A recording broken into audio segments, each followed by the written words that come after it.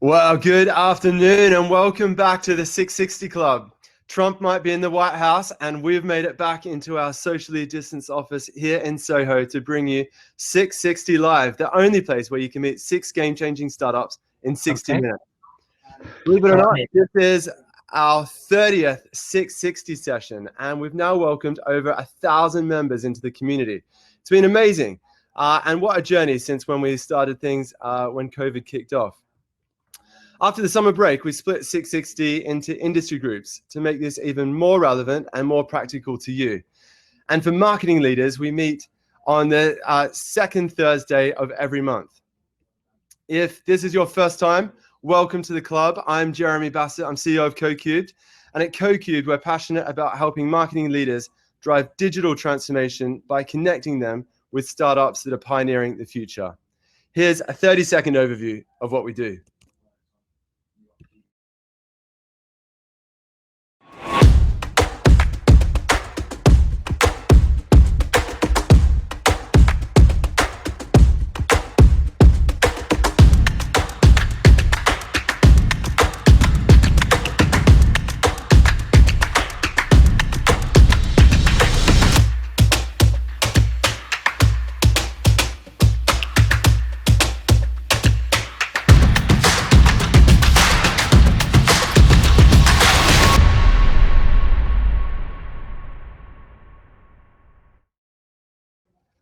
Well, at CoCubed, we help corporates embrace disruption, and we also like to practice what we preach. So we set ourselves a challenge. How do we disrupt the way that corporates work with startups and make it easier, faster, and more affordable for corporates with challenges to find startups with solutions?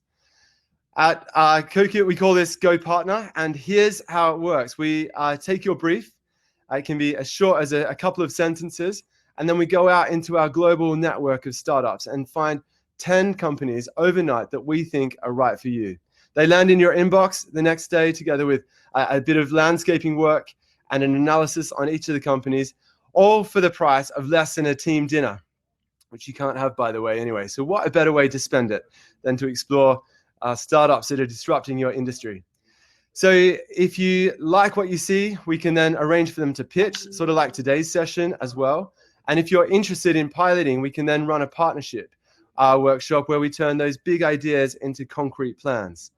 So if you're inspired by the startups that you see here today, but you've got a specific challenge that you'd like to solve, then swipe your card, share your brief, and let's go partner. All right, you can check out more in the expo booth right after this as well. Let's get today's show on the road. So here's how it's going to work. In just a minute, you'll be hearing quick fire pitches from 6 startups that are pioneering the future of marketing. After the pitches, we'll be heading to the Expo Zone where you can find out more about each of the companies and their solutions. And you can also talk to other members of the club as well. And as always, we're going to be in the chat bar. You can talk to the team, ask any questions, make comments as we go. And we're there to help you out, of course, as well. But before we do any of that, it's time to introduce our guest speaker for today. Jane Buck is a global brand marketeer who has spent the last 8 years transforming some of the world's biggest brands at Unilever. She headed up a digital innovation team in the beauty and personal care division, and more recently has taken on a role in the iconic Knorr brand.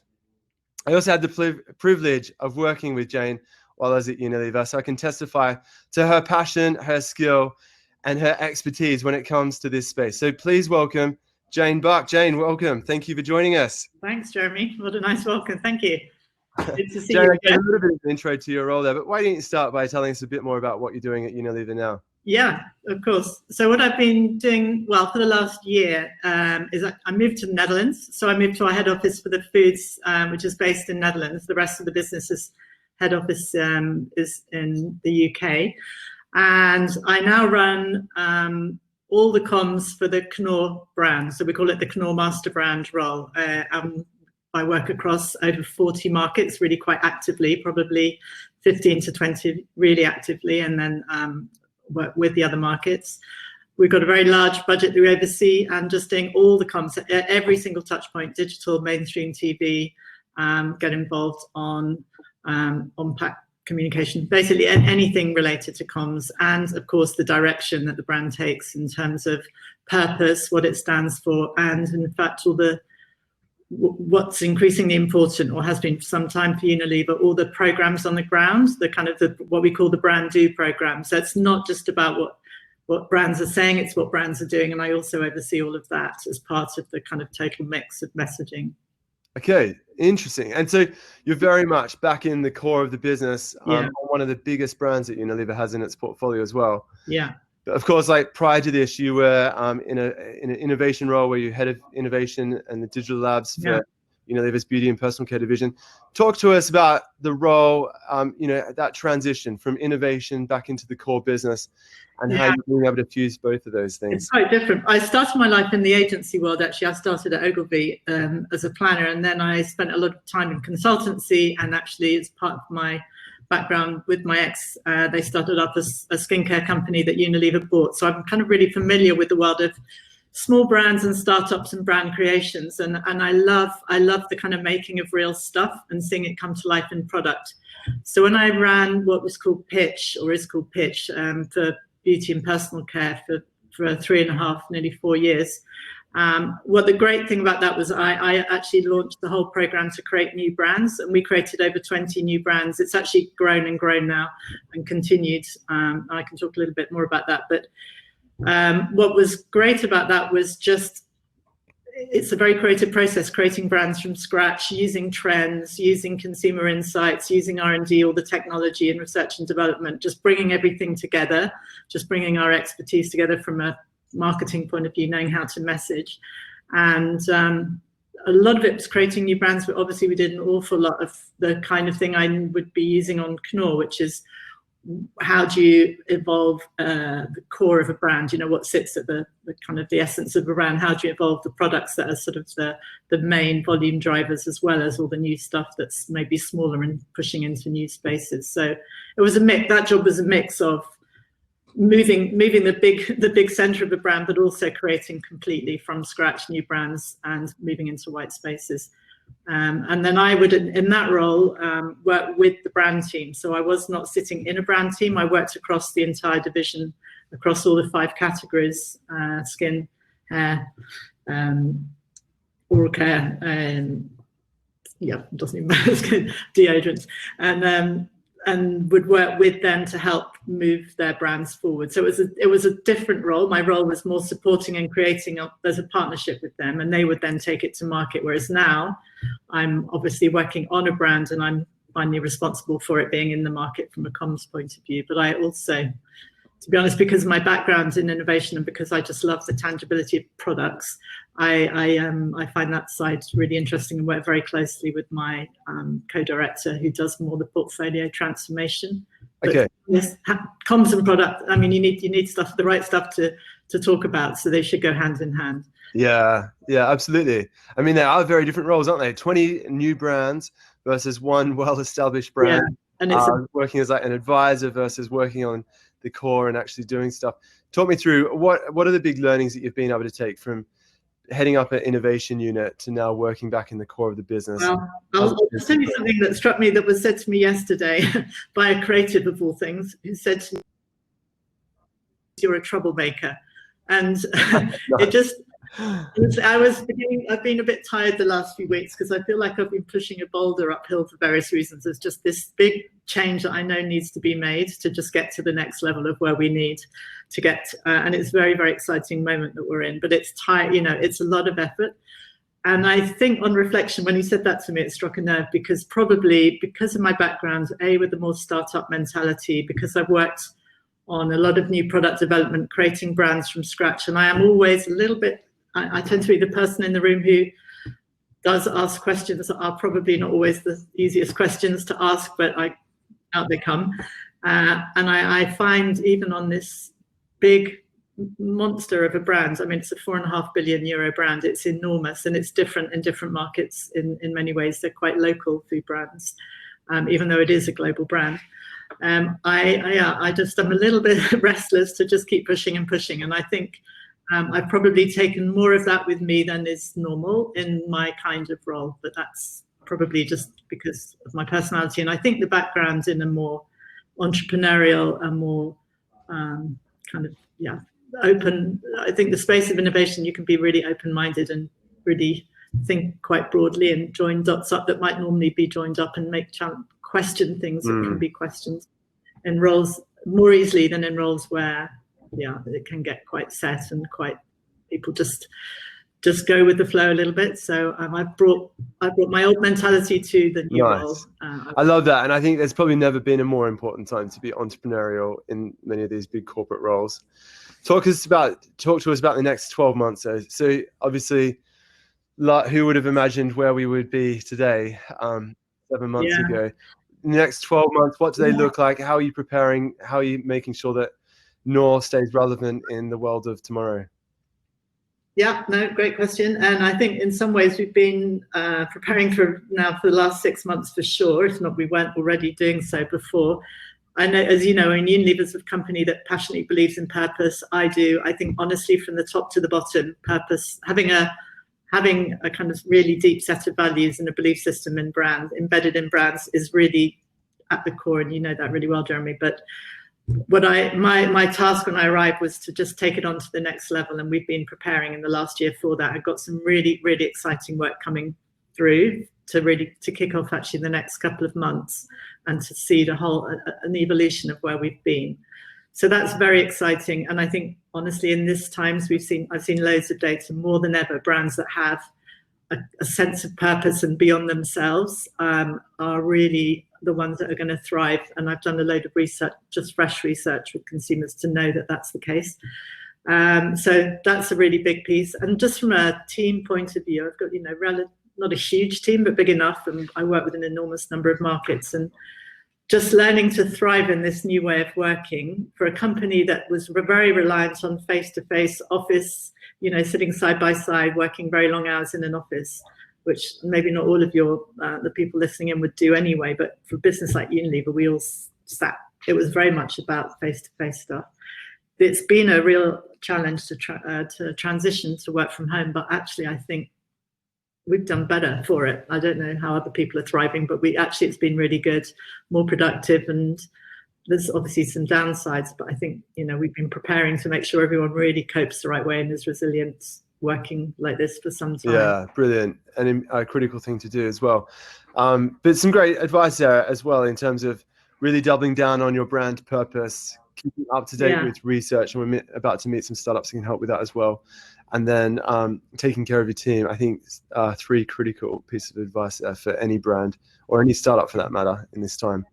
Yeah, and take care of yourself. Yeah, it's quite easy to. I'm not great at it, to be honest, because I push and push. But I think that you need to just take care of yourself and your team, because what I've noticed, especially in this way of working, they look very closely to how you're operating to take the lead. Yeah.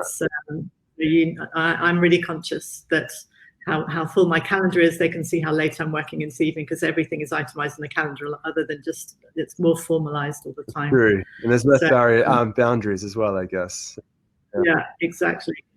Great advice there, Jane. Thank you so much for joining. Thanks for sharing your insights and your experience of what's going on as well. Appreciate that. Yeah, good to see you. Thanks. All right, now it's time to dive into the pitches. And what a lineup we've got for you today. You're about to meet 3 companies that are redefining the world of market insights. And Jane talked about the importance of having up-to-date insights in this world. And then we've got 3 startups that are transforming the way that we create content. These pitches are intentionally fast and furious. It's just 2 minutes each. They're designed to give you a short introduction to each company. And then we'll head over into the networking zone to dig deeper. And of course, you can check out more details on each company in the expo zone as well. So let's jump in with our first pitch. As a marketeer, you need to know the content that you're putting out is resonating with your audience. But how do you know if they're reacting to it? Well, a company that is using the power of AI to measure human emotion is Realize. And from Realize, please welcome Mikkel. Mikkel, welcome to the club. Hey, hello. Hello, everyone. I'm so happy to be here. Thanks for inviting us. I'm Mikkel. I'm the co-founder and CEO of Realize, and we are the global leader in computer vision and emotion AI. So what it means is that we can use front-facing cameras and machine learning to passively measure response of opted-in viewers to any digital experience. And we can do it on any device that has a camera, whether that's a phone, laptop, or any other personal device that's linked to internet. So during the same time that you as a consumer watch the video ad, we can measure your attention and emotional response and predict the short and long-term impact of that video that it will have on consumers going forward. And we do it at digital scale and precision everywhere in the world. So in 81 countries to be exact, in different places that we already worked at. And the benefit of all of it is that advertisers can radically reduce the wasted media spend if they know which ads are actually low quality and don't deliver attention in market. And in addition to that, we can also reveal how to turn poor ads to great ads, how to get your message about purpose really through so people notice that. And we, with our first sort of preview product, have disrupted the economics of how the traditional ad testing has been done. Instead of historically maybe testing the top 10% of your video ads, the main Super Bowl TV ones, brand can now test all of it ads to understand the human attention resonance before the launch and see how to make more compelling content for the next campaigns at the same time as well. So it's really no one-off testing, it's managing your content portfolio as a whole. And we're already doing that for 180 different brands.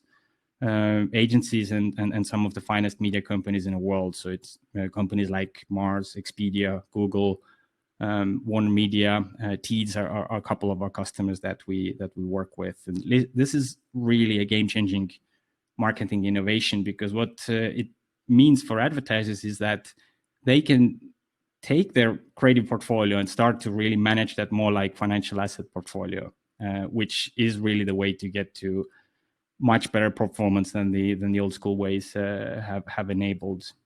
And the positive result of it is also that your job as a marketer gets much bigger and better as finally even the CFO understands what you're trying to do. So that's what we're trying to help you with. Thank you. Great stuff. Very cool. Obviously, you're focusing on attention. Talk me through, like, why is attention so important? What's the size of the opportunity if a business addresses attention? Yes, I mean, attention is really, really very important, because I think there's a couple of key things happening in the industry right now. I mean, one is that the third-party cookies are going away and the walled gardens are not really good at sharing data with anyone else, which is really pushing every marketer to rethink, how can they manage effectiveness differently. So the whole measurement thing is being rethought. And the second key thing is that, we are in this world of distractions, so many devices and different things going on. So attention in itself is actually becoming a foundational outcome, because if you don't have it, you're not going to achieve any of your marketing objectives. So it's really become for that, and that's what our tech can help with. I mean, across the main two dimensions, one is the content, right? Are you really creating good material that engages and entertains people, and the other is the context part, right? Are you putting your material in the right place where there's actually more true human attention, not just views or screen time, which can be full of fraud and other things. So that's what we've proven out with our products, and it's because it's been done for a couple of years now, we have many cases where if you properly adopt it as a brand, across your whole content portfolio, you're going to see about 20 to 30% effectiveness on your media spend, which is really large. So we're seeing sort of 9 times ROI with our customers quite regularly. Okay, amazing. Wow, great result there. So, Mikael, thank you so much for joining. We're going to move on to our next company now. And here's a stat for you. Do you know that 4% of digital ads get more than 1 second of attention? So helping you earn and keep attention for your audience is critical. And Lumen Research is solving that. So from Lumen, you got a sneak peek before. Please welcome Mike. Everyone, my name is Mike Follett. You wait many years to have 2 innovative attention startups turn up, and then 2 turn up at the same time. It's like buses. I mean, God knows what we're going to have for the third talk. I'm here to talk about Lumen. We are an attention technology company. We've developed a technology that a bit like Mikhail's company, turns this camera here or this camera here into an eye tracking camera. And this allows us to do eye tracking studies at scale. We go and deploy that technology onto panels of people in Britain or America or around the world, and passively monitor what it is that people notice and what it is they ignore. And one of the things that they're very good at ignoring is advertising. When you work in ads, you think that perhaps people are as interested as you are in advertising. The sad answer is no, they're not. As Jeremy said, about 4% of display ads get more than a second of attention, and the average dwell time with a Facebook ad is around about 1.7 seconds. So you can build the most astonishing ads, but if you forget that how people actually consume it, which is sort of zapping through the phone, it all comes to naught. One little bit of a tip for you is Facebook is not really like TV. Facebook is much more like out of home. So if you've got a load of digital out of home ads, stick them on Facebook, because that's the way that they'll probably can be consumed best. Anyway, we get all this information and we turn it into predictive models of attention. How much attention can you expect on Facebook versus YouTube versus programmatic versus whatever? And those predictions you can then be used by sticking them into a DSP, into Google or into a DSP like Avocet. It allows you to bid on attention, so that you can buy the ads in real time that are likely to get looked at, and you can pass up those wonderful opportunities to look at to buy ads that no one is ever going to look at all. Yeah, that's what we do. We work with, just like Mikhail's company, work with very big, important companies, with Chanel, Adidas, Tesco, people like that, and we help optimize their creative, but also crucially optimize their media buying. That's probably enough time. Well done. So Mike, talk us through, like, why are Lumen predictions better than a standard viewability metric? Well, there's quite a big difference between what people can see and what they do see. But like I said, people are really good at ignoring stuff, and they're good at ignoring lots of things, not just ads. But ads is one of the things they're particularly good at not looking at. So your ad might be viewable, and it might even be viewable for 10 seconds, but that does not mean that people have been looking at it for 10 seconds. And we find that there's quite a good correlation between sales and viewability, but there's a really good correlation across loads of markets and loads of categories between looking at ads and buying them. Okay.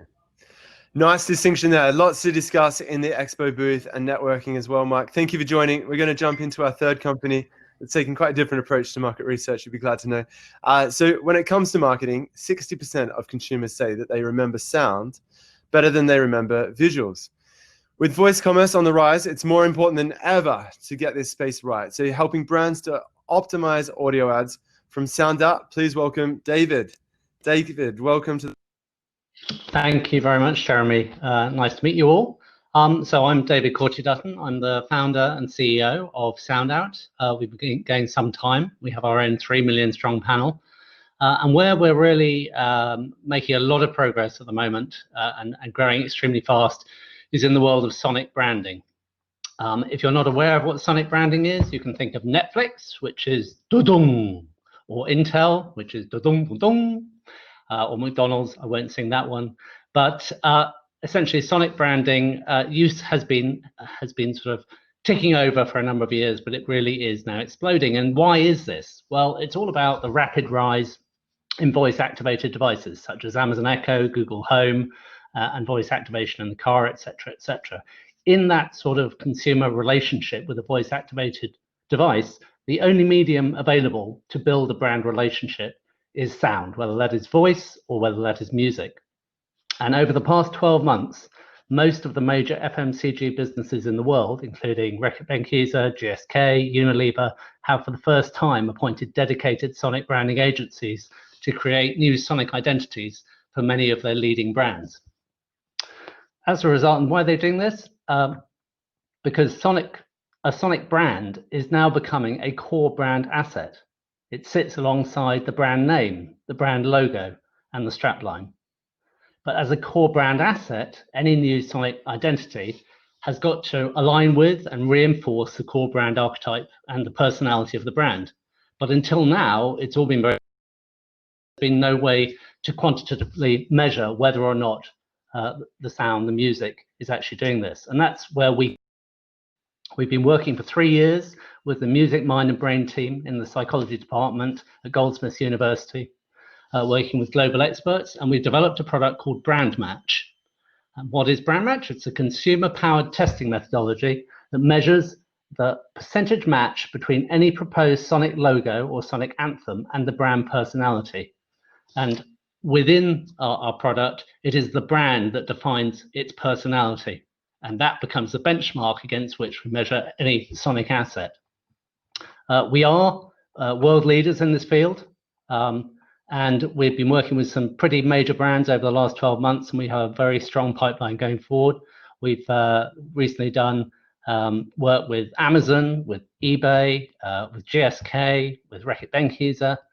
It's a fast and really interesting space.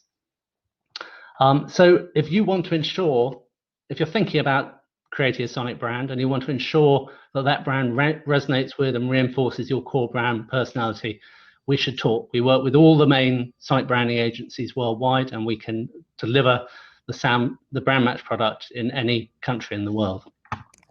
There we go. So talk me through sonic branding. I mean, how is it going in terms of demand for this? When do you think it's going to go mainstream? Well, people have been talking about sonic branding for 10 years, and there are big companies like MasterCard who spent £2 million on the new sonic brand recently. Typically, customers spend anything from 50,000 to 2 or 3 million to create a sonic brand. And we are now hearing from multiple sources, not only the agencies, but academia, branding agencies, that sonic branding is going mainstream. And as I said at the beginning, it's mainly because the growth of voice as a medium is exploding at the moment. 30% of all web searches are now voice driven. And people are talking about voice and music as being the new video when it comes to online marketing. Okay. So I think it has been taking over, but now is the time, and you're going to read and see a lot about sonic branding over the next couple of years. Brilliant. David, thanks for joining. We'll continue those conversations in the networking space and check out more on SoundOut in the Expo Zone as well. But right now, it's time to move to our fourth company. So we've heard from 3 companies that are pioneering the space of insights. Now it's time to look at how you can create great content, and a good company to segue between the two is our next company. There's no shortage of tools to help marketeers understand which ads are performing and which ads aren't. But perhaps a more important question is why? So using AI to answer that question, from Automated Creative, please welcome Tom. Tom, welcome back. Thank you so much. Hi, guys.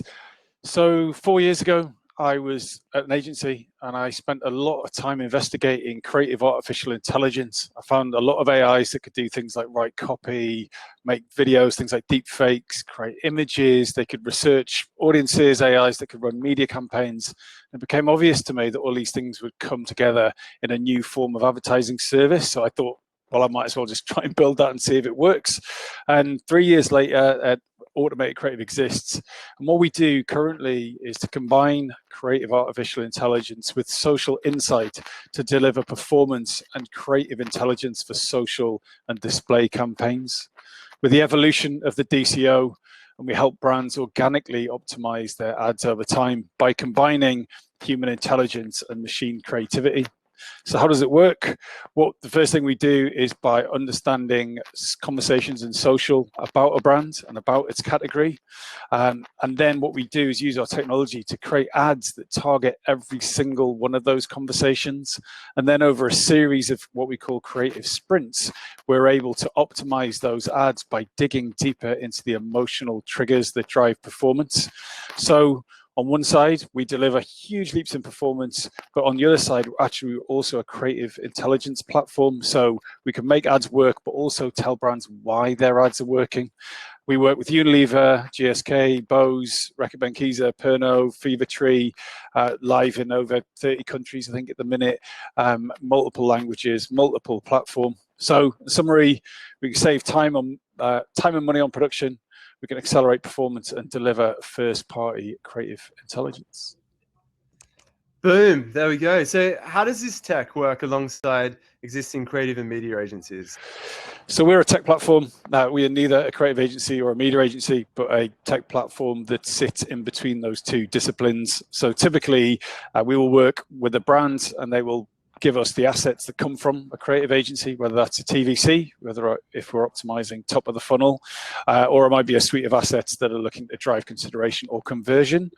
And then what we do is upload those assets to our AI-driven tool, which then generates the multiple versions based on the conversations and social. And then we're a Facebook marketing partner, obviously, so we're plugged into Facebook and Google through the API, and we're just able to instantly upload hundreds, if not thousands of ads to those two platforms without any extra work from the media agency. So we've designed ourselves to fit beautifully in between those two disciplines. Nice, perfect.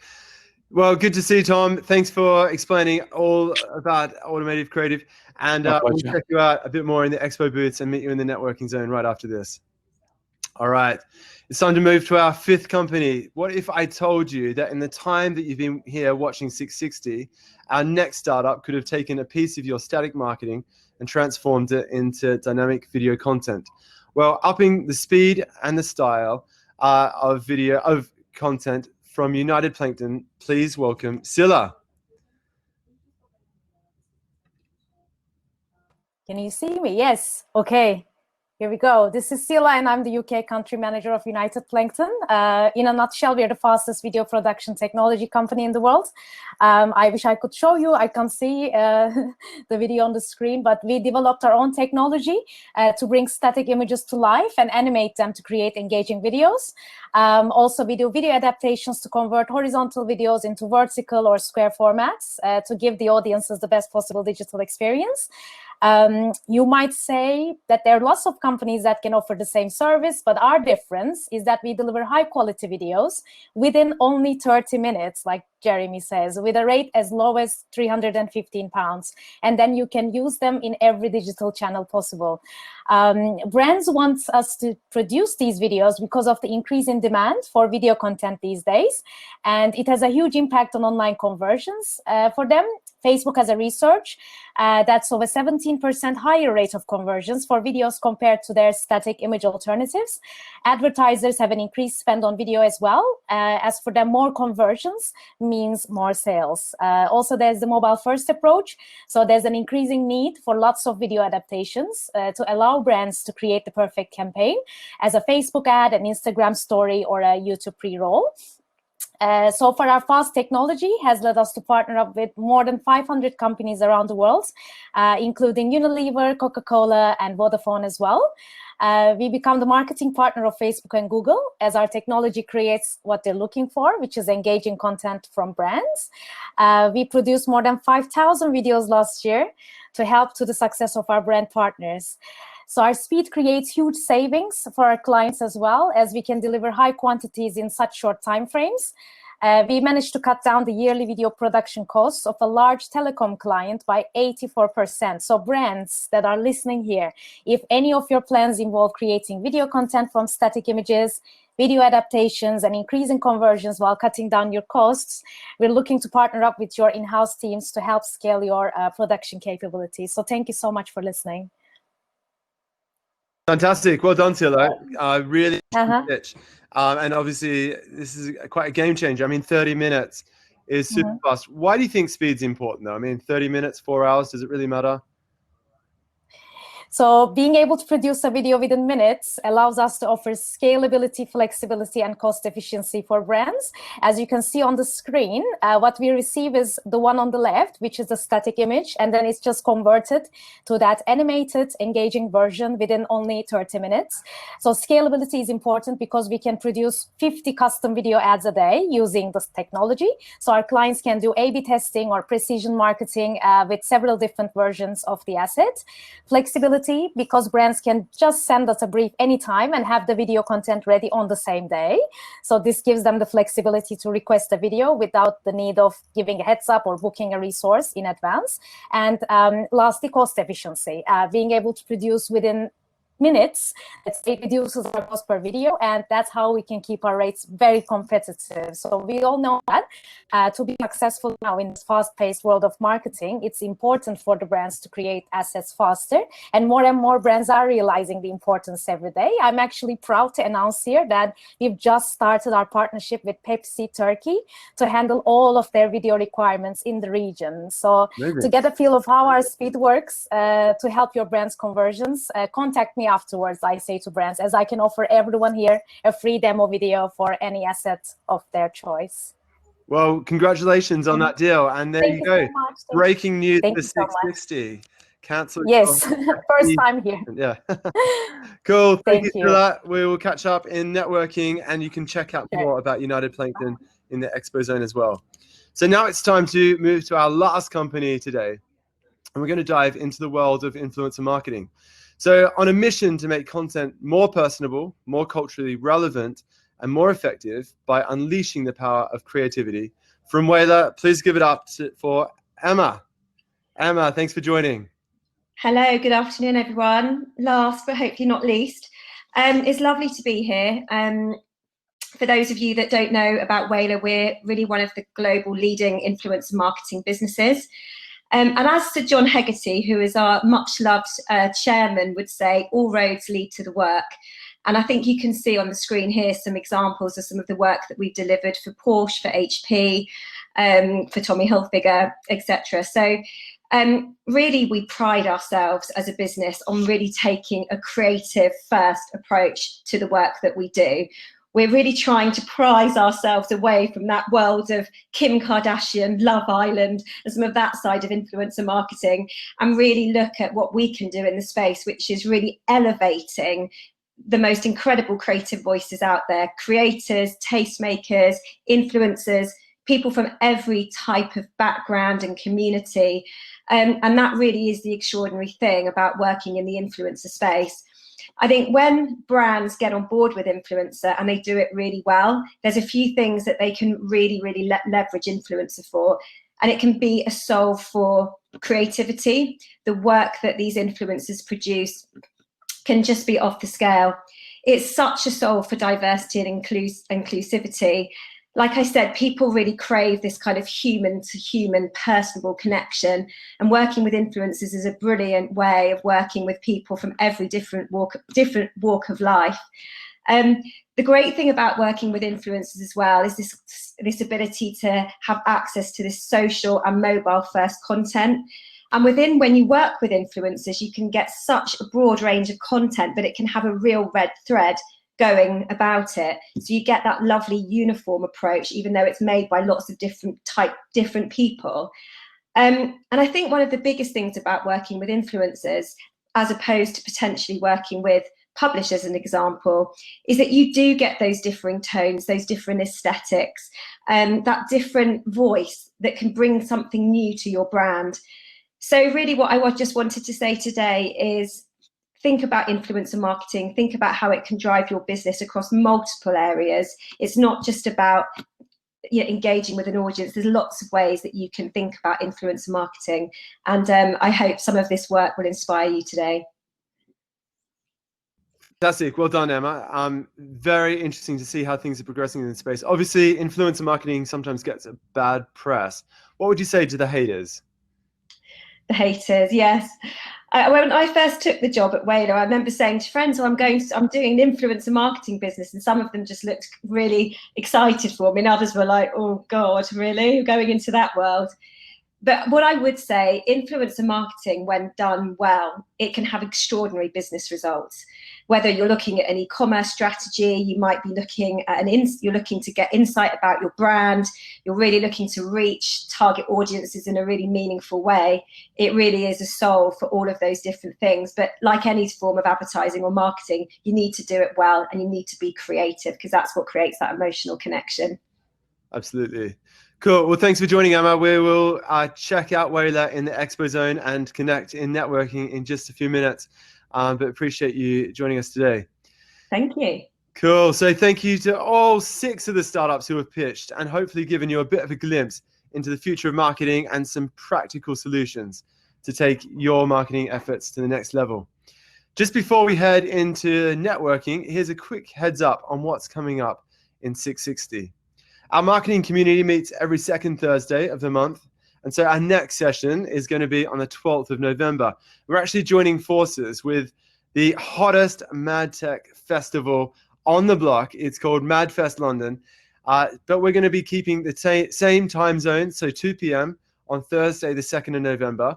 And we're going to be running a brand challenge there, where Diageo will put up a challenge and 6 startups will pitch their big solution to that challenge.